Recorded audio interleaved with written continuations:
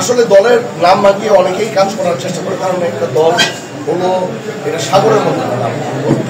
এখানে দুষ্ট ধরনের লোক থাকে যারা দলের নাম ভেঙে তারা কাজটা করার চেষ্টা করে।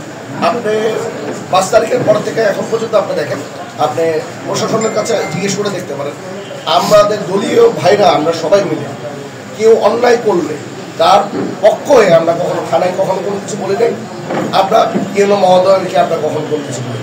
আশা করি আপনারাও দলের নাম ভাঙিয়ে কেউ যদি কোনো অকারেজ করে, কেউ যদি চাঁদাবাজির নাম নেওয়ার চেষ্টা করে, তারা আসলে দলের কেউ না, অথবা দলের যদি পোস্টও করে, আমি বলবো এটা পোস্টটা তারা যে কোনো ওয়েতে নিয়েছে তারা এই সন্ত্রাসী কাজের জন্য, তাদের বিরুদ্ধেও যদি আপনারা লেখেন ইনশাল্লাহ তারাও সংশোধন হয়ে যাবে এবং রূপকোষটাও রক্ষা হবে।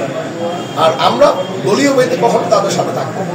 এটা তো অবশ্যই যে বিরোধী দল না থাকলে আপনার দেশই চলবে না।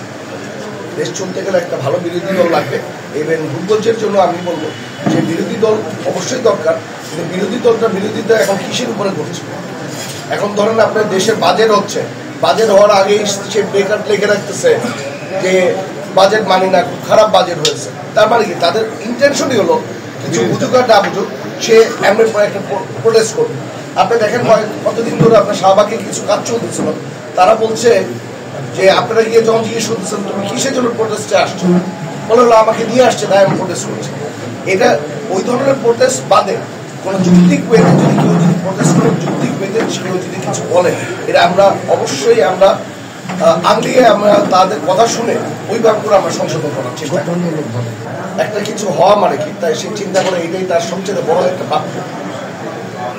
একটা এমপি হয়েছে, এটাই তার জীবনের সবচেয়ে বড় একটা জিনিস উনি অর্জন করেছে। আসলে আমার অর্জনটা হলো রূপগঞ্জকে সাজানোটা হলো আমার অর্জন, আমার এমপি হওয়াটা বেশি অর্জন। এর জন্য আমি এখন একটা ছোট বাচ্চা ওই দিনে আমাকে একটা কথা বলছিল যে ছেলেও ভাই ডাকে, বাবাও ভাই ডাকে, দাদাও ভাই ডাকে। আমার কাছে এই ডাকটাই সবচেয়ে বেশি আনন্দ, কারণ আমি সবার অন্তরের মানুষ হয়ে থাকার জন্য চেষ্টা করি।